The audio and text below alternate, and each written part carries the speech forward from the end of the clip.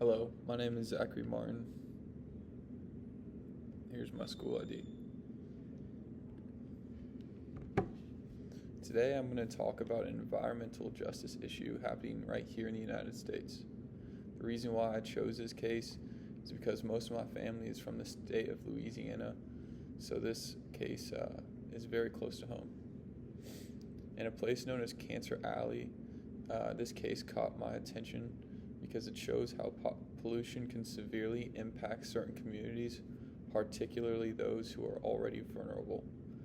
I chose this case because it perfectly illustrates what happens when companies prioritize profits over people, and that's how this can lead to serious environmental issues. Cancer Alley is an area in Louisiana stretching about 85 miles along the Mississippi River between Baton Rouge and New Orleans. This region is home to 150 oil refineries and chemical plants. Sadly, it's known for having some of the highest cancer rates in the country. This is why it is nicknamed Cancer Alley. The companies involved here are big petrochemical companies such as Shell and ExxonMobil. These companies have built massive industrial plants that pollute the air and water with toxic chemicals, which then affect the local communities who have to live with this every single day. Most of the people living here are low-income families and have been dealing with these health problems for many years. However, often their concerns go unheard. The environmental damage here is very severe. Air pollution from chemicals release into the air and water, which makes both of those aspects very unsafe. Many people here can suffer from cancer, respiratory diseases, and other health problems because of this toxic exposure. What's worse than this is these communities often depend on the land and water for their livelihoods. But pollution has made fishing and farming in these regions very difficult. Despite this, the state government has supported these petrochemical industries by offering them tax breaks and other incentives, arguing that it brings jobs and economic growth to these areas. But for the people who live there, this has cost them their health and safety.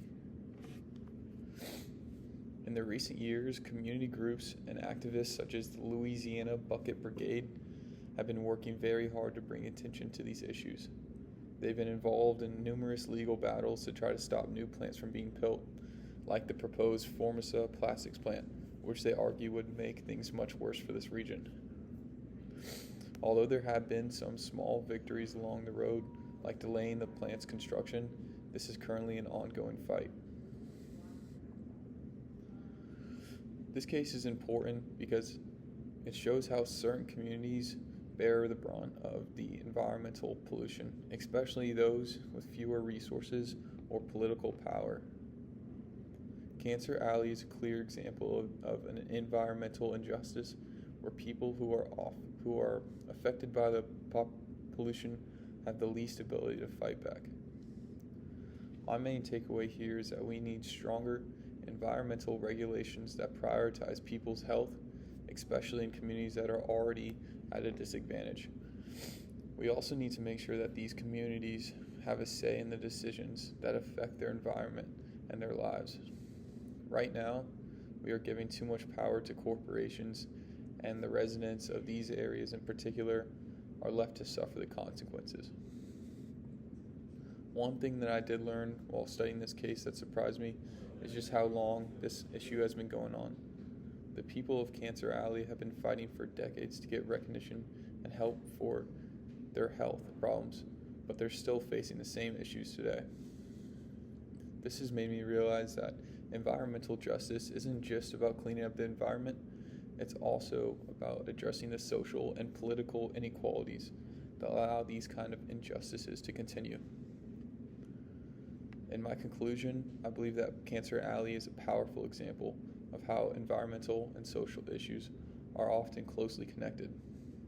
This also shows the need for stronger protections for such communities that are often left out of the conversation when it comes to environmental policies.